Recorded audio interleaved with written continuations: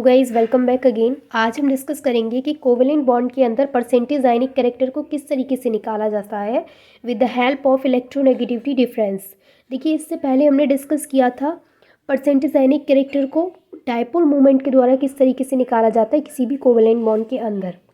तो मुझे लगता है कि आपने वो वीडियो देख ली होगी। तो ये हम सेकेंड मैथड डिस्कस कर रहे हैं। आज हम सीखेंगे इलेक्ट्रोनेगेटिविटी डिफरेंस के द्वारा किस तरीके से हम किसी भी कोवेलेंट बॉन्ड के अंदर परसेंटेज आयनिक कैरेक्टर को कैलकुलेट करके निकाल सकते हैं। तो देखिए, सबसे पहले थोड़ा सा हम बेसिक फिर से जान लेते हैं कोवेलेंट बॉन्ड के बारे में। तो देखिए, जो कोवेलेंट बॉन्ड होता है उसका फॉर्मेशन होता है इलेक्ट्रॉन की शेयरिंग से। सपोज कि एक एटम हमारे पास ये ए है और एक एटम हमारे पास ये बी है। तो ए वाला एटम अपना एक इलेक्ट्रॉन और बी वाला अपना एक इलेक्ट्रॉन, ये दोनों अपने एक एक इलेक्ट्रॉन की शेयरिंग करेंगे। तो इस कंडीशन में इनके बीच में जो बॉन्ड बनेगा उस बॉन्ड को हम क्या बोलेंगे? Covalent bond.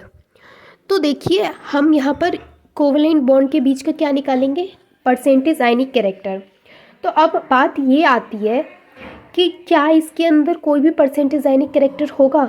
अब ये तो है कि हाँ भाई, इसके अंदर परसेंटेज आयनिक कैरेक्टर तो होगा। क्यों? क्योंकि अगर इसके अंदर कोई भी परसेंटेज आयनिक कैरेक्टर नहीं होता तो हम इसका परसेंटेज आयनिक कैरेक्टर निकालते ही क्यों? जब है ही नहीं तो उस बात का मतलब ही नहीं रहता। लेकिन इसके अंदर क्या है? परसेंटेज आयनिक कैरेक्टर है, तभी तो हम कैलकुलेट कर रहे हैं। अब बात ये आती है कि आयनिक कैरेक्टर होता क्या है। तो देखिए, किसी भी एटम के ऊपर जब कोई भी पॉजिटिव या नेगेटिव चार्ज आ जाता है तो उसको बोला जाता है आयनिक कैरेक्टर। अब कोवेलेंट बॉन्ड के अंदर कैसे आएगा? तो देखिए, सपोज कीजिए कि ये एक एटम ए है और एक एटम बी है। दोनों ने इसमें शेयरिंग करके एक बॉन्ड बनाया, कोवेलेंट बॉन्ड बनाया। अब क्या होगा कि अगर इनमें से किसी भी एक एटम की अगर इलेक्ट्रोनेगेटिविटी ज़्यादा हुई, सपोज कीजिए कि ये जो बी वाला एटम है इसकी इलेक्ट्रोनेगेटिविटी ज़्यादा है ए वाले एटम से, तो ये बी वाला एटम क्या करेगा? इस इलेक्ट्रॉन को अपनी तरफ ट्रांसफ़र करेगा। जब बी वाला एटम इलेक्ट्रॉन को अपनी तरफ ट्रांसफ़र करेगा, इलेक्ट्रॉन पेयर को, तो क्या होगा कि जो ए वाला एटम है उस पर पार्शियली पॉजिटिव और बी वाला एटम है उस पर पार्शियली नेगेटिव चार्ज आ जाएगा। क्यों आएगा?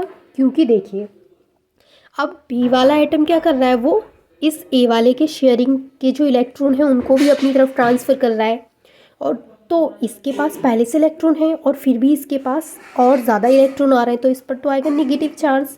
और क्योंकि ए वाले के अपने खुद के इलेक्ट्रॉन्स आ रहे हैं, वो पहले से जितना उसके पास था अब उसमें से कमी हो जाएगी। जितने इलेक्ट्रॉन उसके पास थे उसमें से कमी हो जाएगी, क्योंकि बी वाला उनको छीन लेगा, क्योंकि बी वाले की इलेक्ट्रोनेगेटिविटी ज़्यादा है।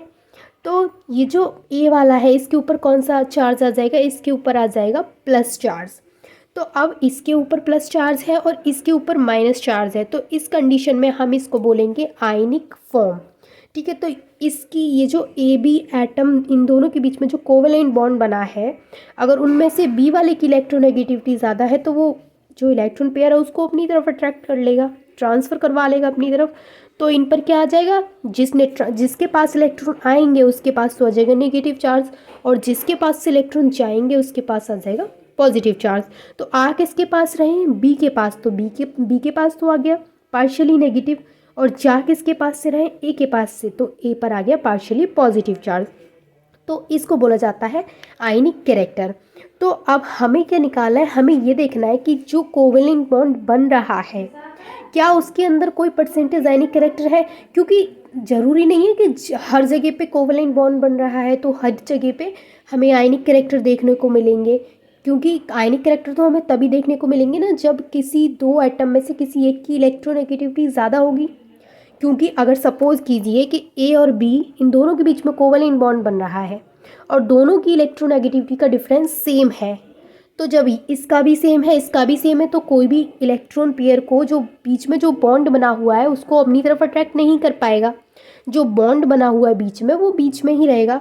लेकिन अगर किसी भी एक एटम की इलेक्ट्रोनेगेटिविटी ज़्यादा होती है तो ये जो बॉन्ड है ये बीच में नहीं रहेगा।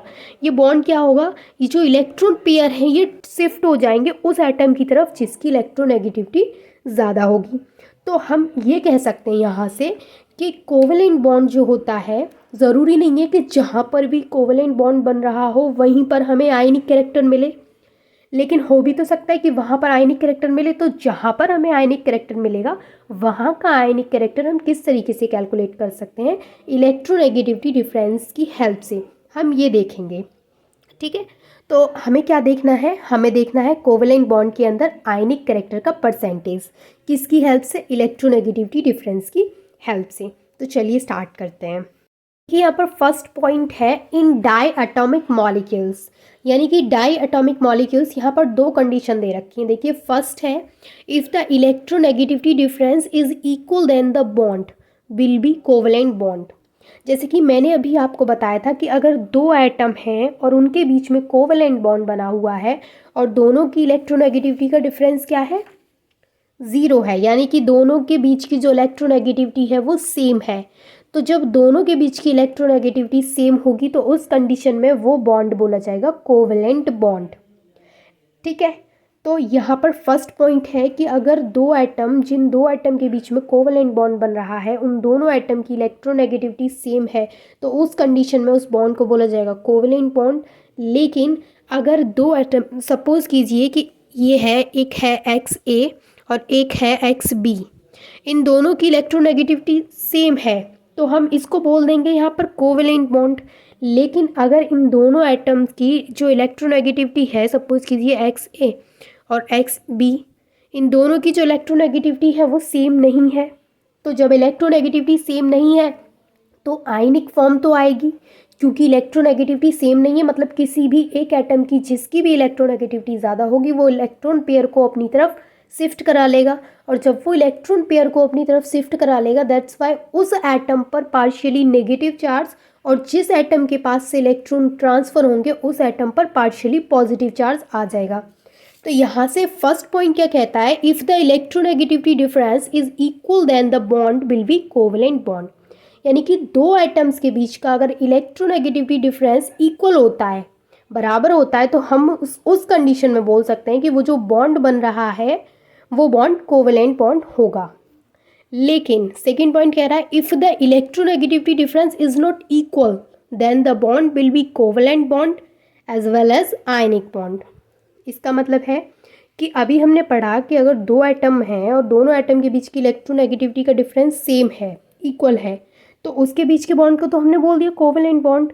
लेकिन अगर जो दो एटम हैं, सपोज एक्स ए और एक्स बी, और इन दोनों के बीच की जो इलेक्ट्रोनेगेटिविटी का डिफरेंस है वो इक्वल नहीं है, तो इस कंडीशन में हम इस बॉन्ड को कोवेलेंट बॉन्ड भी बोलेंगे और आयनिक कैरेक्टर भी इसमें होंगे। अब हमें देखना क्या है कि अब हमें ये तो पता है कि ये बॉन्ड कोवेलेंट बॉन्ड है, लेकिन हमें ये भी पता है कि इसके अंदर आयनिक कैरेक्टर भी प्रेजेंट है। तो अब हमें ये कैलकुलेट करना है कि इसके अंदर कितने आयनिक कैरेक्टर प्रेजेंट हैं। ठीक है, यानी कि कोई भी बॉन्ड अगर बन रहा है, कोवेलेंट बॉन्ड बन रहा है, तो हमें उसके अंदर आयनिक कैरेक्टर के परसेंटेज को कैलकुलेट करना है कि आखिर इस कोवेलेंट बॉन्ड के अंदर कितने परसेंट आयनिक कैरेक्टर प्रेजेंट हैं। अब देखिए यहाँ पर अकॉर्डिंग टू मोलिकन्स स्केल, मोलिकन्स स्केल के अकॉर्डिंग यहाँ पर 2 पॉइंट्स हैं अगेन।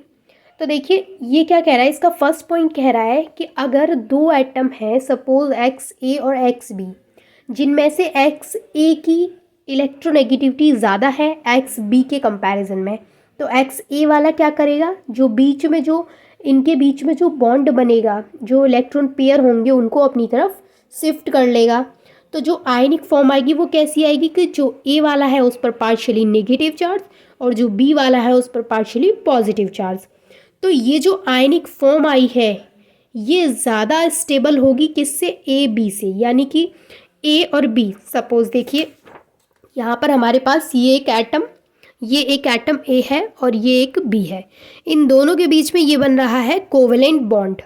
अब सपोज कीजिए कि जो ए वाला है इसकी इलेक्ट्रोनेगेटिविटी ज़्यादा है तो ये इलेक्ट्रॉन पेयर को अपनी तरफ शिफ्ट करा लेगा, तो ए पर तो आ जाएगा पार्शियली नेगेटिव चार्ज और जो बी है इस पर आ जाएगा पार्शियली पॉजिटिव चार्ज।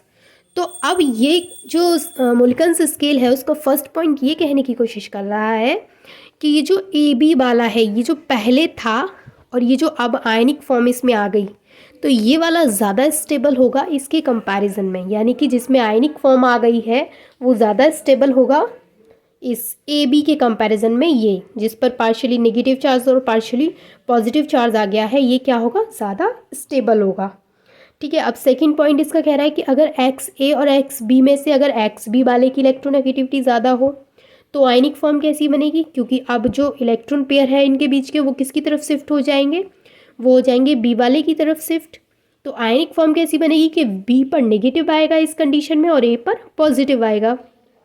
तो इस कंडीशन में क्या होगा कि इस कंडीशन में ये वाला ज़्यादा स्टेबल होगा किससे, इस वाले से, यानी कि आयनिक फॉर्म जब आ रही है तो वो ज़्यादा स्टेबल हो रहा है। ठीक है, नेक्स्ट पॉइंट है इसका अकॉर्डिंग टू पॉलिंग। पॉलिंग के according if X A X B, यानी कि अगर दो एटम्स हैं एक्स ए और एक्स बी और इन दोनों की इलेक्ट्रोनेगेटिविटी का डिफरेंस 1.7 के इक्वल है, तो इस कंडीशन में इसके बीच में जो बॉन्ड बनेगा उसमें 50% आयनिक कैरेक्टर होंगे और 50% कोवेलेंट कैरेक्टर। अब देखिए सेकंड पॉइंट है कि अगर इनके बीच की जो इलेक्ट्रोनेगेटिविटी का डिफरेंस है वो इक्वल ना हो करके 1.7 से कम है, 1.7 से कम है, तो उस कंडीशन में A B bond will more covalent than 50%, यानी कि जो ए बी बॉन्ड है वो ज़्यादा कोवेलेंट होगा 50% से। लेकिन अगर इन दोनों जो एटम्स हैं इन दोनों एटम्स के बीच की इलेक्ट्रोनेगेटिविटी का डिफरेंस 1.7 से ज़्यादा है तो इसके बीच का बॉन्ड कैसा होगा, तो इस कंडीशन में क्या होगा कि ए बी बॉन्ड जो है वो मोर आयनिक होगा, यानी कि अगर एक्स ए और एक्स बी दो एटम हैं और इन दोनों की इलेक्ट्रोनेगेटिविटी का डिफरेंस 1.7 से एवव है तो इस कंडीशन में ये जो बॉन्ड बनेगा इनके बीच में ए बी बॉन्ड ये ज़्यादा आयनिक होगा 50% से। अब यहाँ पर एक पॉइंट ये दे रखा है कि bond has more than 50% ionic character is called ionic bond and bond has more than 50% covalent character is called covalent bond. Means इसका कहने का ये जो पॉइंट है इसका मतलब है, समझिए कि अगर कोई भी बॉन्ड है जैसे कि सपोज़ कीजिए ए और बी, इसके बीच में कोवेलेंट बॉन्ड बना हुआ है, अब इसके अंदर हमें 50% से ज़्यादा कैसे कैरेक्टर दिख रहे हैं, आयनिक कैरेक्टर दिख रहे हैं, तो हम इस बॉन्ड को बोलेंगे आयनिक बॉन्ड। और अगर इस बॉन्ड में हमें 50% से ज़्यादा कोवेलेंट कैरेक्टर दिख रहे हैं तो इस कंडीशन में हम इस बॉन्ड को बोलेंगे कोवेलेंट बॉन्ड। यहाँ पर यही दे रखा है कि bond has more than 50% ionic character, यानी कि ऐसा बॉन्ड जिसके अंदर 50% से ज़्यादा आयनिक कैरेक्टर है उस बॉन्ड को बोला जाएगा आयनिक बॉन्ड, और ऐसा बॉन्ड जिसके अंदर 50% से ज़्यादा कोवेलेंट कैरेक्टर है उस बॉन्ड को बोला जाएगा कोवेलेंट बॉन्ड। अभी हम पढ़ के आए पॉलिंग ने क्या बताया, पॉलिंग के अकॉर्डिंग जो भी पॉइंट्स थे उनको रीड करके आए। अब देखिए उनमें क्या हुआ कि उनमें कुछ ना कुछ प्रॉब्लम थी, उनमें कुछ ना कुछ कमियां निकली, तो उन कमियों को इम्प्रूव किया किसने, हैनी एंड स्मिथ ने, यानी कि बाद में हैनी एंड स्मिथ आए और उन्होंने उसमें इम्प्रूवमेंट्स किए। तो इन्होंने इम्प्रूवमेंट्स क्या किए, तो देखिए इन्होंने फर्स्ट पॉइंट बोला कि अगर एक्स ए और एक्स बी दो एटम हैं और उन दोनों एटम्स के बीच की जो इलेक्ट्रोनेगेटिविटी का डिफरेंस है वो 2.1 के इक्वल है, तो जो ए बी बॉन्ड उनके बीच में बन रहा है वो 50% कैसा होगा, आयनिक, और 50% होगा कोवेलेंट। कब, जब दो एटम्स के बीच की इलेक्ट्रोनेगेटिविटी का डिफरेंस 2.1 के इक्वल हो, तो वो बॉन्ड 50% आयनिक कैरेक्टर वाला होगा और 50% कोवेलेंट कैरेक्टर वाला होगा। फिर इन्होंने सेकंड पॉइंट में बोला कि अगर वो जो दो एटम हैं उनके बीच की इलेक्ट्रोनेगेटिविटी का डिफरेंस जो है वो 2.1 से ज़्यादा होता है तो उस सिचुएशन में जो बॉन्ड है वो आयनिक होगा। कब, जब उसकी जो इलेक्ट्रोनेगेटिविटी का डिफरेंस है दोनों एटम्स की वो 2.1 से ग्रेटर हो। ठीक है, अब थर्ड जो इन्होंने कंडीशन दी वो ये थी कि अगर दोनों एटम्स के बीच की इलेक्ट्रोनेगेटिविटी का डिफरेंस 2.1 से कम हो, यानी दोनों जो दो एटम हैं जिनके बीच में बॉन्ड बन रहा है उन दोनों एटम्स के बीच की इलेक्ट्रोनेगेटिविटी का डिफरेंस 2.1 से लेस हो तो जो बॉन्ड बनेगा वो कोवेलेंट बॉन्ड होगा।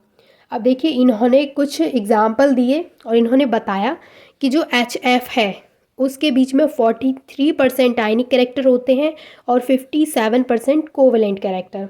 HCl के अंदर 17% आयनिक कैरेक्टर होते हैं, 83% कोवेलेंट कैरेक्टर। ऐसे ही HBr के अंदर 13% आयनिक कैरेक्टर, 87% कोवेलेंट कैरेक्टर। HI के अंदर 7% आयनिक कैरेक्टर और 93% कोवेलेंट कैरेक्टर। तो यहाँ से ऑर्डर क्या निकलता है, यहाँ से ऑर्डर निकलता है आयनिक परसेंटेज का कि जो HF है उसके अंदर सबसे ज़्यादा आयनिक कैरेक्टर है, HCl के अंदर उससे कम आयनिक कैरेक्टर है, और HBr के अंदर उससे कम आयनिक कैरेक्टर है, और HI के अंदर सबसे कम आयनिक कैरेक्टर है। तो आई होप कि आपको ये अच्छे से क्लियर हो गया होगा, और फर्स्ट वाला डायपोल मोमेंट वाला भी अच्छे से क्लियर हो गया होगा। And thanks for watching this video.